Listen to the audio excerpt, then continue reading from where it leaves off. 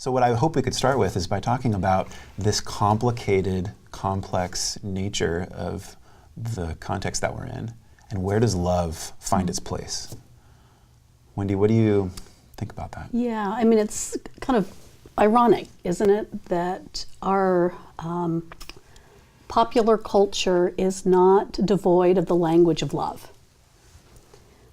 From something as simple to, we love the Thai food that we just had for lunch with you, Evan, to, love of spouse. I mean, it's a love is a word that is pervasive. And at the same time, it is pervasive, it is also meaningless when we come to understand what its nature actually is. Its usage is so it becomes so thin, arbitrary. Yeah. After a while, and the fact that love, we can't, we don't often use the word love in connection with relationships, and instead with connection with objects, makes the relational dimensions of love hidden in many ways. I think the other thing that seems to be going on currently, I have two observations about what seems to be going on currently, is one, there just seems to be, in times of chaos and confusion, a human desire for simplicity. If we could just go back to such and such a time, or if people would just get right with God. I mean, we take complex issues and we really want to find very simple solutions. So, kind of the 1960s trope, all we need is love.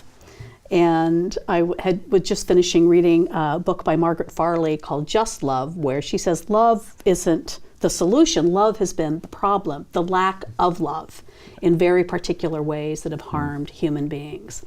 So I think that, just this desire for simplicity, I think we miss the dimensions that love is actually a practice that occurs in very complex kinds of relationships. You said love is the problem.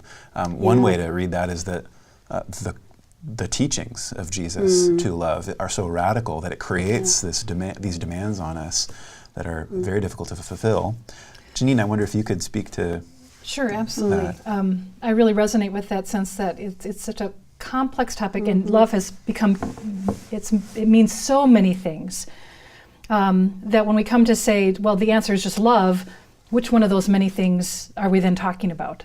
Is it a warm feeling? Is it relational? Is it just this more kind of, it feels like it's this Band-Aid approach to the problems we have, the fears, the anxieties that are deep, the complex world we live in. If we could just all love. One thing that I think Matthew's gospel offers as we think about the theme of love across Matthew is that love is some of the language we get, and we can think about how to define that in terms of Matthew's gospel, but we also get these other core values of, and we hear them lined up nicely in Matthew 23:23, justice, mercy, and loyalty, covenantal loyalty. And those three things feel much more particular than love. And for Matthew, it seems that, and Klein Snodgrass argues this in his work on Matthew and the Law, that love is sort of that overarching rubric. These are three of the things that help to ground it. Am I doing what is just? Am I doing what is merciful? Am I following loyally my God and living in relationships with others in loyalty? That just feels to me like it gets more feet on love, or more kind of hands in there.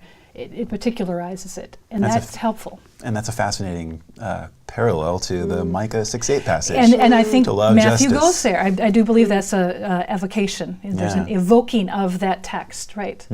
To justice, mercy, and walking humbly with our God, which is that covenant loyalty piece.